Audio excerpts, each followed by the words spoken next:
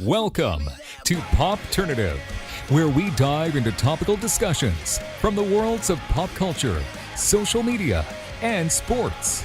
Here is your host, Peter Remoliotis, aka PD Beats. PD Beats here from Popternative, speaking to Ashley Romans about Y the Last Man, which is exclusively on FX on Hulu. Welcome back to the show. It's good to see you. It's so good to see you, PD Beats. Oh, dude, awesome. Thanks for having me back. Yeah, absolutely. I mean, we talked about it a bit before we started. I mean, I read the graphic novels. I got excited when they announced the project. This is so amazing. What was it like working on a show like this? This is big scale, Ashley. This is the big leagues. This is the big leagues. I mean, they always feel like big leagues. It doesn't matter what the project is because you know you're with awesome people who are putting their heart and soul into it. And that's definitely beyond any type of budget scale you could imagine. But there were a lot of really awesome people on the show putting a lot of heart and soul. I mean, Eliza Clark, the showrunner, is so dope. Yeah. The producer, Mary Jo Winkler, we had we had a green initiative. So our set was environmentally friendly. We did a lot of recycling. We did a lot of, we had like a whole crew that was dedicated just to making sure that we were a green set. And we didn't print the sides or the scripts or anything. It was great. It was really awesome being on such a socially responsible show. No, absolutely. And it's interesting because I do know Jess Salguero. She's been on the show before. She's in this show as well. I interviewed her a while ago about Jupiter's Legacy. And she was telling me that she was working on Y the Last Man. And obviously she couldn't tell me much, but she told me this is so effing cool to work on. Did it hit you? Like you talked about, it's always big scale and everything, and environment friendly atmosphere, but did it ever hit you that you were making a show based on a very successful graphic novel? Like, did that ever come to mind, or you were just working?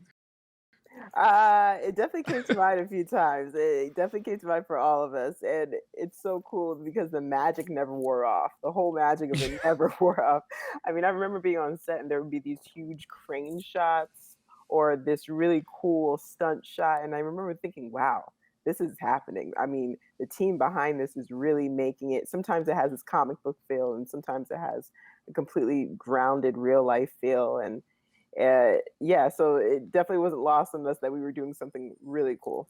It's pretty exciting too because, you know, last time you came on the show, we talked about Nosferatu, and we're talking now about this. And I just love your character in this show because a very kind of strong character and like similar to characters you've played in the past. But what was it like playing this character? Because I love this Agent 355 character. I love this character.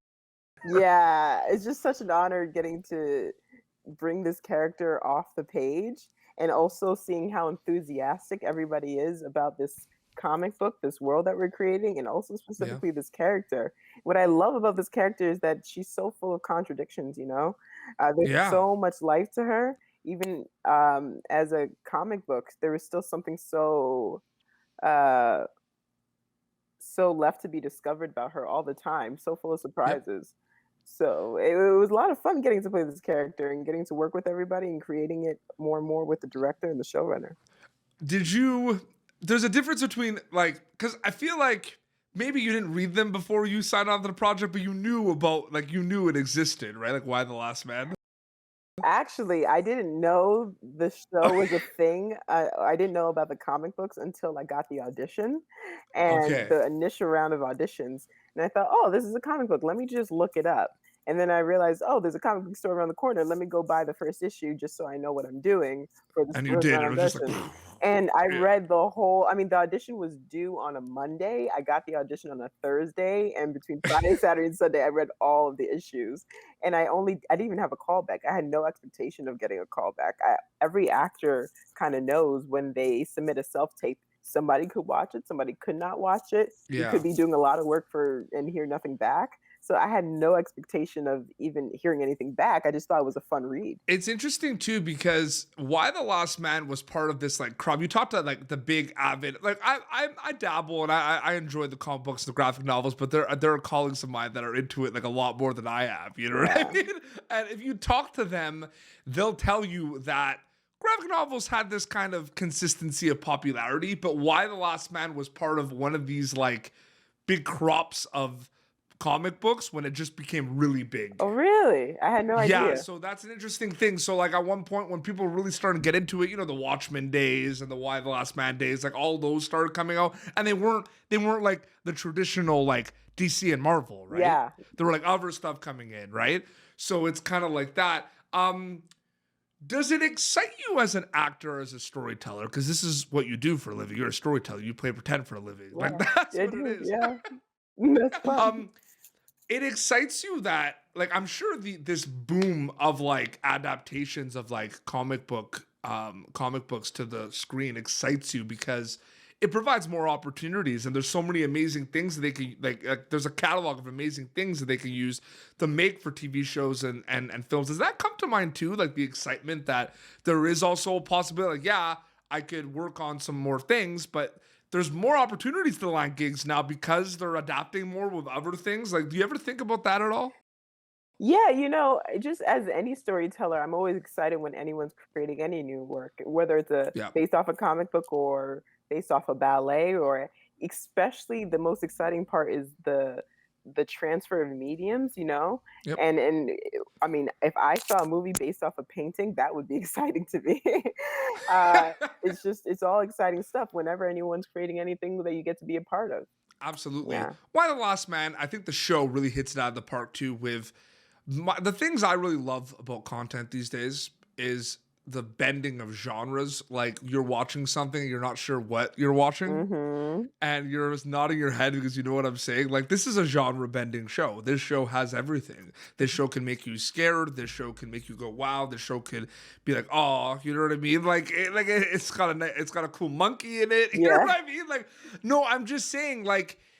Did you notice that when you were reading the script for the TV adaptation of this? That like, what is this? Like, you're not sure a little bit. Oh, for sure. That's definitely one of the things that attracted me to the role and to the project and to Yeah. this world, because we're also dealing with a whole bunch of characters who don't know what their world is.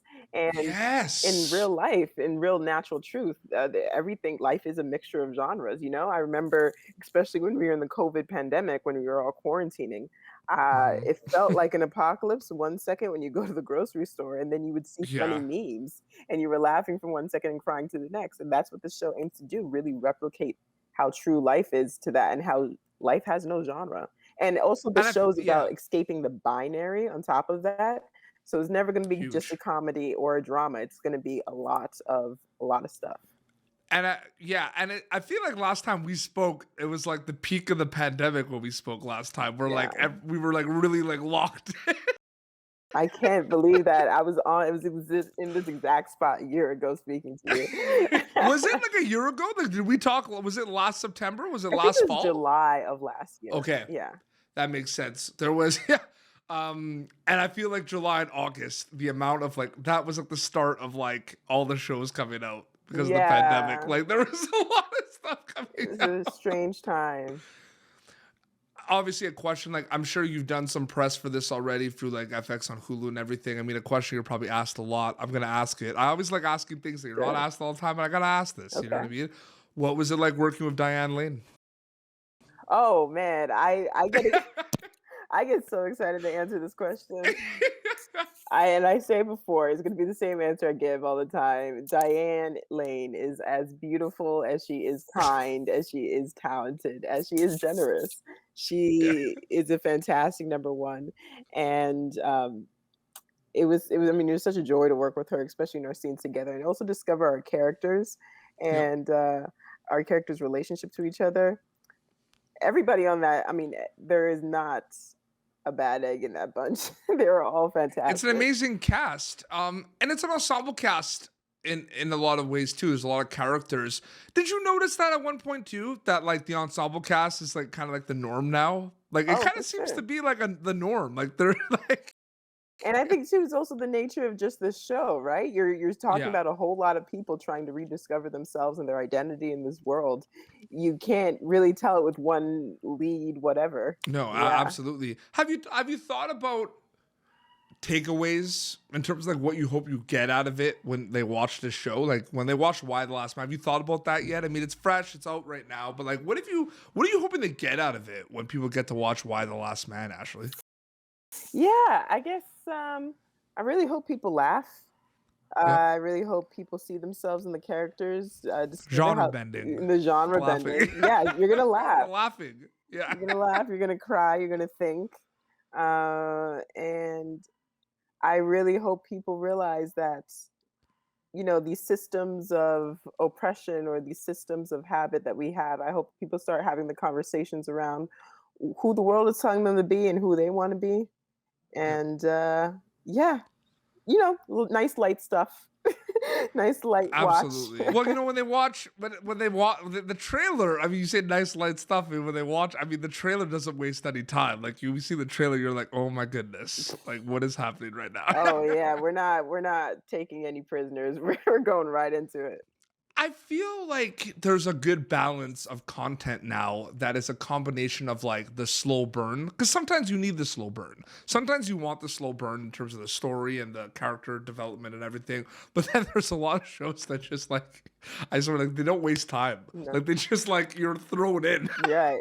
Do you like that? Like that there's a balance of that content out there? Because some people might like it more than others, and some people might like the slow burn, and some people might like getting thrown in right away. For sure, there's definitely space for both. I mean, I Yep. remember watching David Simon's The Wire, and they do not take care of the audience at all in that show. It was watching a chess game, and then I really love shows that kind of hold your hand a little bit. This show, it's definitely a mix of both, and you're still going to be Yeah. right along with it. We're not It's going a to hold your hybrid. hand. Yeah, It's a hybrid. And well, another Hulu show that I'm watching right now, Nine Perfect Strangers. I mean, so good. Combination of like a slow burn, but like there's just elements they throw in there that just like blow my mind. Like I'm a big horror movie fan, Yeah. and like it's a psychological thriller, Nine Perfect Strangers, but there's some moments in it that are like really scary, like terrifying. Have you watched it yet? No, I haven't seen it yet, but I know. But it's just know like that you know, like if you watch certain things, like that's what I think about. I feel like people are falling in love with the genre of horror to the point where everyone's trying to put like a scary thing in a show, even if it's a sitcom. Like I feel like people, yeah, you know what I mean by that a little bit. I remember watching White Lotus and feeling like it was a horror film. Just this feeling of uneasiness. Well, Yeah. the soundtrack too, like the vibe, the score is Right. very 100%. Nine Perfect Strangers has a little bit of that White Lotus vibe. Okay, cool. It does. Oh, so many amazing shows, so much stuff out there. Why the Last Man is out there. They got to give them a chance to see it. And I wanted to thank you so much for coming back on the show, Ashley. Absolutely, PD Beats, man. You already know. Yeah, absolutely. So yeah, the first 3 episodes just dropped, I believe. Yes, 3 episodes drop. It's going to drop every Monday. Well, every Sunday night at midnight if you're on the East Coast or the West Coast, excuse me. But yeah. It blows my mind too.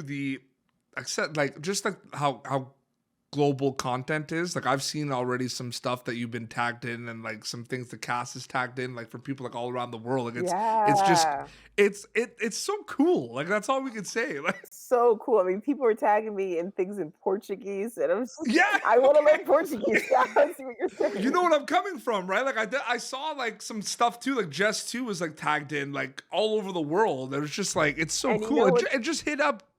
What's cool too is that this show is so. I mean, the comic books, as you know, is so global. They go all over the world. So Yep. in later seasons, we could be going to these places that are tagging us, and it's pretty awesome. Yeah, absolutely. So yeah, they can look out for that, and people can follow you on social media, right? Instagram, I think, is the way to go. Yeah, Instagram, Twitter. Ashley Romans. Yeah, I think that's what you're doing. Where could they follow you for the Why the Last You'll Man have content? to find out. Yeah, no, Instagram, you can follow me at Romans Ash.